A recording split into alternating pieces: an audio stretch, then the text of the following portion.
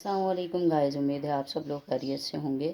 तो आज जो हमने टॉपिक डिस्कस करना है, लास्ट प्रीवियस वीडियो में हमने डिस्कस कर लिया है इक्विलिब्रियम कांस्टेंट किस तरह से ड्राइव किया जाता है, ठीक है, और उसकी इक्वेशन वगैरह को देख लिया था। और साथ में हमने उससे प्रीवियस लेक्चर में हमने लॉ ऑफ मास एक्शन को देख लिया था, ठीक है। तो आज जो है हम लोग डिस्कस करेंगे आखिर जो हम इक्विलिब्रियम कांस्टेंट फाइंड आउट करें, आखिर इसकी वैल्यू क्या है, इसकी इम्पोर्टेंस क्या है, ठीक है, हमारी लाइफ में या किसी भी केमिकल रिएक्शन में इसकी क्या इम्पोर्टेंस है। तो इसको हम जो है ना डिस्कस करेंगे। इसके लिए हमारे पास पहले हम देख लेते हैं इक्विलिब्रियम कांस्टेंट के लिए कोई सी एक एग्जांपल लिख लेते हैं ताकि हम लोग इसे आगे फर्दर प्रोसीड कर सकें। इक्विलिब्रियम कांस्टेंट के एक्सप्रेशन को हम जाहिर करने के लिए एक इक्वेशन लिख रहे हैं जो हमने लास्ट टाइम भी यूज़ की। फॉर एग्जांपल हमने कहा था हाइड्रोजन प्लस ऑक्सीजन हमारे पास रिवर्सिबल रिएक्शन के ज़रिए से हाइड्रोजन आयोडाइड बनाएंगे, ठीक है। हमने ये डिस्कस किया था, हमने कहा था कि Kc जब भी हमने इक्विलिब्रियम कांस्टेंट फाइंड आउट करना होगा तो हमें कौन सी इक्वेशन लेनी होगी, ऐसा रिएक्शन लेना होगा, ऐसी इक्वेशन लेनी होगी जो हमारे पास क्या होगा, रिवर्सिबल रिएक्शन होगा, और हमने उस इक्वेशन को क्या करना होगा, बैलेंस्ड करना होगा, ठीक है। उसके बाद हम देख लेते हैं कि Kc, इसका हमने कहा था कि जब आप Kc कांस्टेंट फाइंड आउट करोगे तो क्या है, हमारे प्रोडक्ट को कहाँ पे आना चाहिए, नोमिनेटर में, प्रोडक्ट को नोमिनेटर में आना चाहिए, और साथ में हमारे पास नंबर ऑफ मोल्स जो हैं वो किस में जाएंगे, हमारे पास एक्सपोनेंट में जाएंगे, 2 आ जाएगा, ठीक है। इसी तरह से हमने कहा था रिएक्टेंट्स जो हैं वो हमारे पास कहाँ आने चाहिए, डिनोमिनेटर में आने चाहिए, ठीक है। तो ये डिनोमिनेटर में हमने लिख दिया, सही। तो ये तो यहाँ तक तो हमने देख लिया कि किस तरह से हमने इक्विलिब्रियम कांस्टेंट को एस्टेब्लिश किया था, किस तरह से हमने उसकी इक्वेशन को ड्राइव किया था, ठीक है बेटा। तो आगे जो है हमारे पास इंपॉर्टेंस पूछी गई है, आप टॉपिक में देख सकते हो, इंपॉर्टेंस ऑफ इक्विलिब्रियम कांस्टेंट, ठीक है। तो अब हम इक्विलिब्रियम कांस्टेंट की इंपॉर्टेंस को देखते हैं। तो इक्विलिब्रियम कांस्टेंट की जो इंपॉर्टेंस है हमारे पास वो दो हैं। एक तो है हमारे पास अगर आपके पास बुक है तो देखिए, एक है हमारे पास predicting direction of a reaction, ठीक है। किस तरह से इक्विलिब्रियम कांस्टेंट हमें बताएगा कि ये रिएक्शन जो है ये फॉरवर्ड है या बैकवर्ड है, ठीक है। देखें, जब हमने कहा था ये रिएक्टेंट है हमारे पास, ये इक्वेशन में ये हमारे पास जो चीज़ है ये क्या है, हमारे पास रिएक्टेंट है, और फर्दर जो प्रोसीड हो रहा है और हमारे पास क्या बन रहा है, प्रोडक्ट बन रहा है। तो हमें पता है रिएक्शन हमारे पास किधर प्रोसीड कर रहा है, लेफ्ट से राइट वर्ड में प्रोसीड कर रहा है, ठीक है।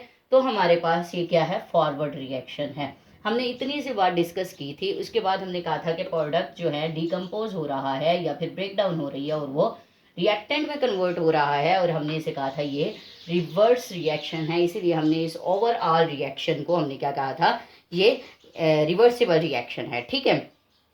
ओके, यहाँ तक तो हमें बात क्लियर है। अब ये प्रेडिक्ट कैसे करेगा डायरेक्शन को ऑफ रिएक्शन, फॉरवर्ड है या रिवर्स है, ठीक है।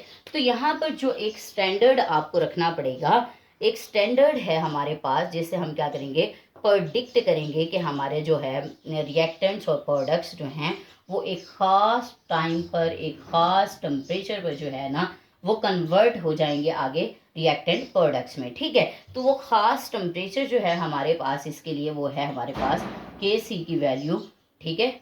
इक्विलिब्रियम कांस्टेंट जो ऑब्टेन होता है हमें वो 57.0 एट 700 केल्विन पे, ठीक है। मतलब हमारे रिएक्टेंट प्रोडक्ट में कन्वर्ट हो जाते हैं और ये रिएक्शन इक्विलिब्रियम की स्टेट में आ जाता है। कब आता है, जब Kc यानी कि इक्विलिब्रियम कांस्टेंट की वैल्यू हमारे पास 57 पे होती है, ठीक है। इसका कोई यूनिट नहीं लिखा हुआ आगे क्योंकि यहाँ पे हमारे ये कैंसिल आउट हो रहे थे। हमने देखा था कि यूनिट जो है कैंसिल हो जाते हैं। लास्ट जो है प्रीवियस आप वीडियो देख लें, आपको पता चल जाएगा किस तरह से यूनिट कैंसिल होंगे, ठीक है। तो 57 हो और 700 डिग्री 700 केल्विन पे हो, डिग्री सेंटीग्रेड नहीं कहेंगे, केल्विन की तरफ जाएंगे, ठीक है। प्लस करेंगे डिग्री सेंटीग्रेड में 273 को।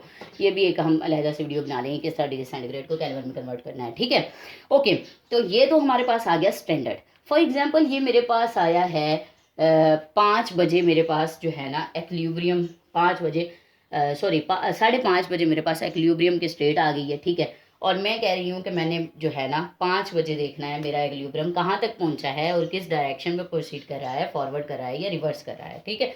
तो इसको लिए जो हम वैल्यू हम निकालेंगे, ठीक है, वो इस तरह से निकालेंगे कि हम फर्दर प्रोसीड करते हैं इसको और हम कहते हैं कि 5:15 पे जो है ये हमारा है 530 पे, ठीक है। 530 पे जो है ना मेरी के सी की वैल्यू है 57 पे, ठीक है। ये स्टैंडर्ड है हमारे पास, ठीक है, ये स्टैंडर्ड। अब मैं कह रही हूँ 515 पे मेरी जो क्यू सी है, ठीक है, क्यू सी हमारे पास रिएक्शन कोशिएंट होता है, ठीक है, कोशिएंट होता है और ये टाइम को रिप्रेजेंट करता है कि इतने टाइम पर आपके रिएक्टेंट की अमाउंट कितनी बन गई है। तो मैं कह रही हूँ कि 15 पे मेरे इस प्रोडक्ट जो हमने लिखा है के सी की वैल्यू लिखी है, ठीक है, इसको मैं लिखती हूँ और मैं कहती हूँ कि मेरी अमाउंट जो है वो मतलब मेरा रिएक्टेंट प्रोडक्ट में कन्वर्ट हुआ है 530 पे, तो इक्विलिब्रियम पे आ रहा था ना हमारा यही रिएक्शन, और 515 पे जो है मेरा रिएक्टेंट जो है वो प्रोडक्ट में कन्वर्ट हुआ है, और वो कितने परसेंट हुआ है वो है हमारे पास 35, ठीक है। मतलब 35 जो है वो इतने परसेंट जो है मेरा कन्वर्ट हुआ है किसमें, के सी जो है वो क्यू सी की तरफ जाते हुए, ठीक है। तो इसका मतलब है कि ये फॉरवर्ड रिएक्शन की तरफ मूव कर रहा है, ठीक है, और फॉरवर्ड रिएक्शन की तरफ मूव कर रहा है तो मैं देखूंगी मेरा रिएक्शन में कितने रिएक्टेंट जो हैं वो प्रोडक्ट में कन्वर्ट हुए हैं। तो मैं सिंपली क्या करूंगी 57 में से माइनस कर दूंगी 35 को और देख लूंगी मेरा क्या आंसर आता है, 22 आता है, ठीक है। तो मेरे इतने परसेंट जो है अभी रिएक्टेंट रहते हैं प्रोडक्ट में कन्वर्ट होने वाले, ठीक। तो अभी ये तो हमने देख लिया कि भाई हमने स्टैंडर्ड बना लिया केसी की वैल्यू को। उसके बाद हमने क्या है, हमने रिएक्शन को टाइम बाय टाइम देख रहे हैं। हमारे पास फॉर एग्जांपल 530 पे हमारे के सी यानी कि इक्विलिब्रियम कांस्टेंट जो एस्टेब्लिश हुआ था हमारे पास वो 57 है, ठीक है। और हमने क्या है टाइम टू टाइम देखना है, तो 515 पे मैंने रिएक्शन को अपने जज किया कि ये क्या बन रहा है मेरे पास और किस तरफ रिएक्शन मूव कर रहा है। तो मुझे पता चला कि मेरे रिएक्टेंट प्रोडक्ट में कन्वर्ट हुए हैं और कितने परसेंट कन्वर्ट हुए हैं, ठीक है बेटा। तो ये तो हमें बता रहा है, ठीक है, कि ये हमारी रिएक्शन को प्रोडिक्ट कर रहा है कि ये फॉरवर्ड रिएक्शन में डायरेक्शन में हो रहा है, और साथ में क्या है हमारे पास रिएक्टेंट प्रोडक्ट में कन्वर्ट हो रहे हैं, और कितना स्लो रिएक्शन है या फास्ट रिएक्शन है, ठीक है। तो ये एज्यूम करना है आपने, जब आपके पास होगा प्रैक्टिकल की सारी चीज़ें होंगी तो आप जो है रिएक्शन की केसी और क्यूसी भी फाइंड आउट कर सकते हो। अच्छा, अब इसकी भी 3 कंडीशन है हमारे पास, क्यूसी की और केसी की हमारे पास 3 कंडीशन है। जब हमारा के सी जो है, हमने देखा के सी हमारा कम था और हमारा क्यू सी हमारा कम था और के सी हमारा क्या था, ज़्यादा था। मतलब क्यू सी की अमाउंट के सी से हमारी क्या थी, ज़्यादा कम थी, के सी की ज़्यादा थी और क्यू सी की कम थी, ठीक है। तो के सी की वैल्यू जो है हमारे पास कम थी क्यू सी से, तो इसका मतलब है हमारा रिएक्शन किधर प्रोसीड कर रहा था, वो फॉरवर्ड डायरेक्शन में मूव कर रहा था, ठीक है, फॉरवर्ड डायरेक्शन में मूव कर रहा था। और हमने देखा था वो लेफ्ट टू राइट मूव कर रहा था, ठीक है, लेफ्ट टू राइट मूव कर रहा था और फॉरवर्ड डायरेक्शन में मूव कर रहा था, ठीक है, एक्विलिब्रियम को अटेन करने के लिए। फिर सेकंड कंडीशन हमारे पास क्या आई, अगर हमारी क्यू सी की वैल्यू ज़्यादा होगी के सी से तो क्या होगा, क्यू सी की वैल्यू अगर हमारे के सी से ज़्यादा होगी तो इसका मतलब है हमारा रिएक्शन जो है वो क्या करेगा, बैकवर्ड मूव करेगा, ठीक है, रिवर्स मूव करेगा। और हमारे पास क्या है, रिएक्टेंट जो है वो प्रोडक्ट में कन्वर्ट पहले हमारे फॉरवर्ड में हुए थे और अब जो है हमारे पास रिवर्स हो जाएगा रिएक्शन, और हमारा राइट से लेफ्ट की जानी मूव करेगा रिएक्शन, और क्या है हमारे प्रोडक्ट रिएक्टेंट में कन्वर्ट हो जाएंगे, ठीक है। और जब हमारे पास आ जाएगी के सी की वैल्यू इक्वल हो जाएगी क्यू सी से, तो इसका मतलब है कि हमने क्या किया है, एक्विलिब्रियम को ऑब्टेन कर लिया है, ठीक है, एक्विलिब्रियम अटेन हो गया है। तो ये तो 3 चीज़ों के बारे में हमें प्रोडिक्ट कर दिया, ठीक है, कि सी ने हमें बता दिया कि हमारा रिएक्शन फॉरवर्ड डायरेक्शन में मूव कर रहा है या रिवर्स मूव कर रहा है या फिर अब एक्विलिब्रियम पे है, ठीक है। तो ये 3 चीज़ें हमने देख ली। इसके बाद हम देख लेते हैं हमारे पास के सी सेकेंड हमारे पास क्या प्रोडिक्ट करता है, एक्विलिब्रियम कांस्टेंट हमें जो सेकेंड चीज़ बताता है वो ये बताता है कि हमारा जो predicting extent of a reaction कि किस हद तक रिएक्शन ने प्रोसीड किया है, ठीक है। एक तो है कि हमें डायरेक्शन बता रहा है कि फॉरवर्ड और रिवर्स में कहाँ मूव कर रहा है, फॉरवर्ड मूव कर रहा है या रिवर्स मूव कर रहा है, लेफ्ट टू राइट कर रहा है या राइट टू लेफ्ट कर रहा है, ठीक है। तो दूसरा जो हमें बता रहा है वो ये कर रहा है कि एक्सटेंट कर रहा है, हमें बता रहा है, हद बता रहा है, ठीक है, कि रिएक्शन जो है उसकी हद क्या है, आया हमारे पास रिएक्टेंट जो हैं वो कितने जो हैं वो उसमें प्रोडक्ट में कन्वर्ट हुए हैं, ठीक है। तो इसके लिए भी 3 हमें प्रोडिक्शन के लिए भी हमारे पास हद की प्रोडिक्शन के लिए एक्सटेंट को प्रोडिक्ट करने के लिए भी 3 उन्होंने हमारे पास स्केल रखे हैं। एक हमारे पास रखा है लार्ज के सी की वैल्यू, ठीक है, लार्ज न्यूमेरिकल वैल्यू ऑफ के सी। दूसरी है हमारे पास स्मॉल न्यूमेरिकल वैल्यू ऑफ के सी, और तीसरी ना लार्ज है ना ही स्मॉल है, ठीक है, ना लार्ज है ना ही स्मॉल है हमारे पास, ठीक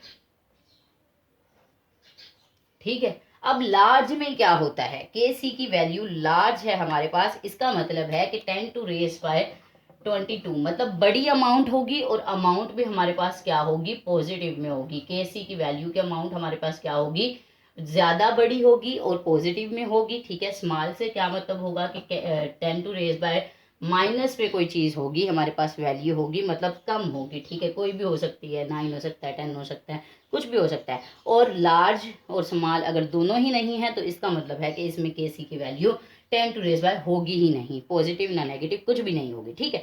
अच्छा, फॉर एग्जाम्पल हम एक रिएक्शन को देख लेते हैं, एक रिएक्शन के जरिए से हम इस चीज़ को समझने की कोशिश करते हैं कि हमारा जो है वो न्यूमेरिकल वैल्यू जो के सी की है वो लार्ज है या स्मॉल है या फिर क्या है ही नहीं, ठीक है। तो उसको समझने के लिए हम जो है वो एक रिएक्शन को देख लेते हैं। उस रिएक्शन को देखने के लिए हम करते हैं, कार्बन ऑक्साइड को हम क्या करते हैं, रिएक्ट करवाते हैं ऑक्सीजन के साथ और हमारे पास बन जाता है 2CO2, यानी कि 2 मोल कार्बन डाइऑक्साइड के, ठीक है।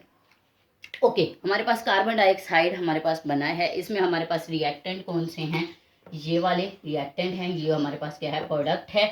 अब इसके लिए अगर के सी की लार्ज वैल्यू है, अगर मैं प्लस की बात कर रही हूँ, +22 वाली की बात कर रही हूँ, मतलब लार्ज वैल्यू है हमारे पास न्यूमेरिकल वैल्यू के सी की, तो इसका मतलब है हमारे पास रिएक्शन मिक्सचर क्या होता है, रिएक्शन मिक्सचर में हमारे पास रिएक्टेंट कन्वर्ट हो रहे होते हैं प्रोडक्ट में, ठीक है।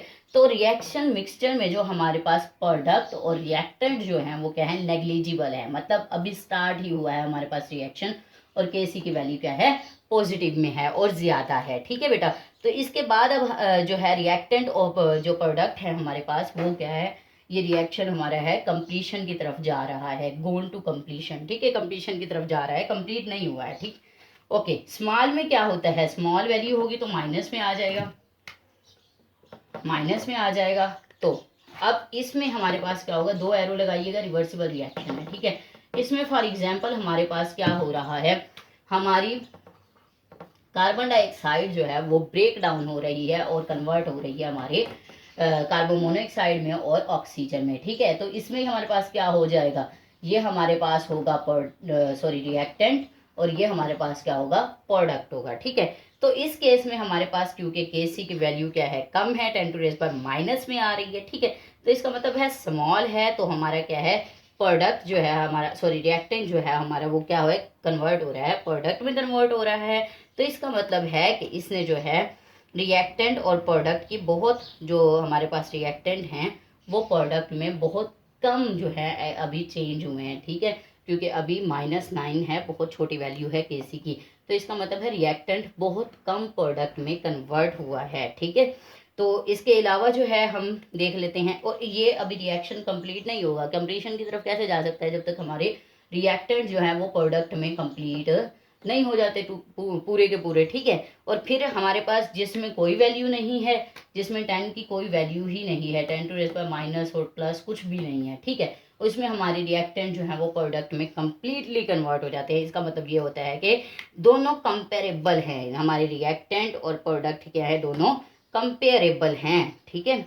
मतलब कंपेरेबल का मतलब ये होता है कि दोनों जो हैं अभी कंपेरेबल, ये होता है कि दोनों की अमाउंट सेम है और दोनों एक्विलिब्रियम पे हैं, ठीक है। तो ये तो हमारा था एक्विलिब्रियम कांस्टेंट की इंपॉर्टेंस के बारे में, हमने लास्ट टाइम डिटेल में डिस्कस कर लिया था एक्विलिब्रियम कांस्टेंट और इसके यूनिट्स को। आज हमने एक्विलिब्रियम कांस्टेंट की जो है आगे इम्पोर्टेंस को डिस्कस कर लिया है। तो बहुत ही ईजी सी है, एक तो हमारे पास डायरेक्शन को प्रेडिक्ट करता है कि भाई किस तरफ हमारा रिएक्शन मूव कर रहा है, फॉरवर्ड या बैकवर्ड, ठीक है, लेफ्ट टू राइट या राइट टू लेफ्ट। और दूसरा हमारे पास क्या है, ये एक्सटेंट को बताता है कि भाई कितना जो रिएक्टेंट है हमारे प्रोडक्ट में कन्वर्ट हुए हैं या फिर हमारे प्रोडक्ट जो है वो रिएक्टेंट में कन्वर्ट हो गए हैं, ठीक है। तो इसके बारे में इतनी ज़्यादा डिटेल जो है वो पूछी नहीं जाती। हाँ, आपसे शॉर्ट क्वेश्चन पूछ लिया जाता है, शॉर्ट क्वेश्चन और लॉन्ग क्वेश्चन दोनों बन सकते हैं, लेकिन यहाँ पर शॉर्ट क्वेश्चन जो मोस्ट इम्पोर्टेंट है वो ये है कि हमारे डायरेक्शन को पूछा जाता है कि प्रेडिक्ट करें आप डायरेक्शन ऑफ रिएक्शन को, जिसमें आप कंपेयर करते हो के सी के वैल्यू को क्यू सी के साथ, ठीक है। तो आपने ये जो है अच्छे से ये वाला पार्ट कर लेना है, और इंशाल्लाह ये एग्ज़ाम पॉइंट ऑफ व्यू से बहुत इंपॉर्टेंट है। अगर लॉन्ग क्वेश्चन ना आया तो ये शॉर्ट क्वेश्चन ज़रूर आएगा, ठीक है। तो इंशाल्लाह मिलते हैं अगली एक वीडियो के साथ, जिसमें हम डिस्कस करेंगे एक्सरसाइज को। अगर आपकी कोई भी क्यूरी, कोई भी क्वेश्चन है तो आप लोग इसमें मुझसे पूछ सकते हैं, ठीक है। तो मिलते हैं फिर अगली वीडियो में। अपना ख्याल रखिएगा। अल्लाह हाफिज़, फ़िमान अल्लाह।